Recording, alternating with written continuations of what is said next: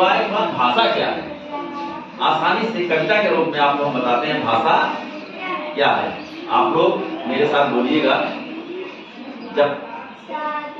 जब अपने भाव विचारों को हम दूसरों से कहते हैं,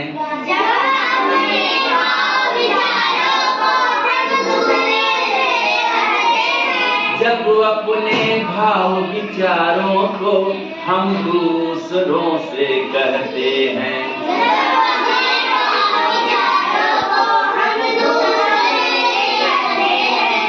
दूसरों के भावों को सुनते और समझते हैं,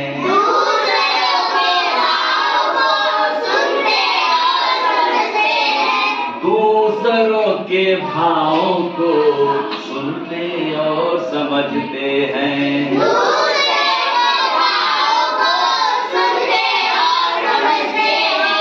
सुनो गौर से प्यारे बच्चों,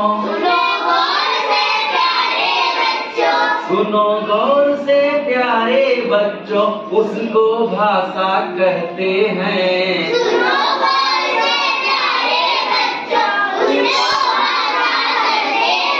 हाँ, सुनो गौर से प्यारे बच्चों, उसको भाषा कहते हैं।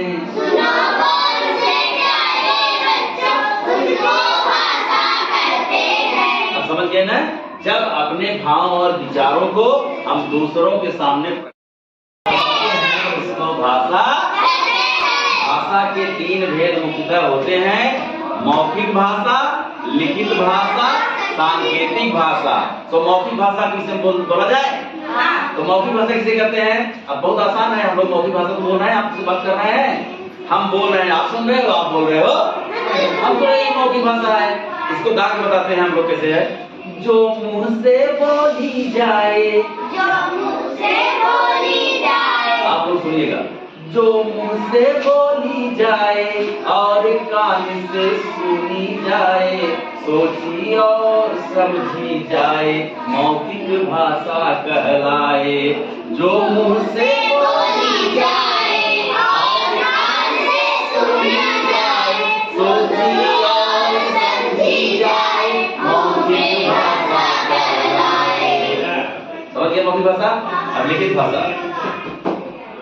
अपने भाव विचारों को लिख करके दर्शाया जाए और दूसरों के भावों को पढ़ करके समझा जाए। अपने भाव विचारों को जब लिख कर दर्शाया जाए, दूसरों के भावों को पढ़ करके समझा जाए।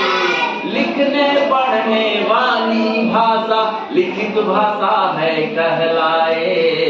जो लिखकर दर्शाया जाए और पढ़कर समझाया जाए, लिखने पढ़ने वाली भाषा लिखित भाषा कहलाए।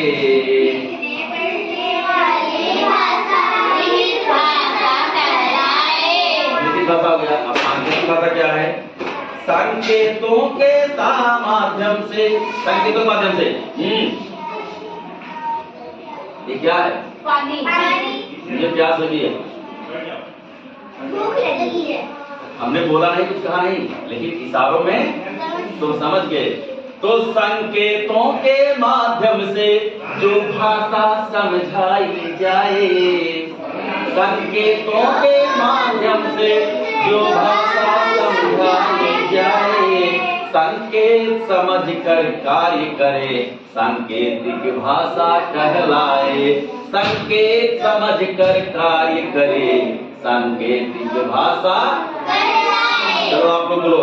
संकेतों के माध्यम से जो भाषा समझाई जाए, संकेत समझकर कार्य करे, सांकेतिक भाषा कहलाए। जब कितने आसान हम लोग कर लिए ना, याद हो जाएगा सबको? एकदम मजे में खुशी खुशी याद हो जाएगा? तो बजाओ ताली।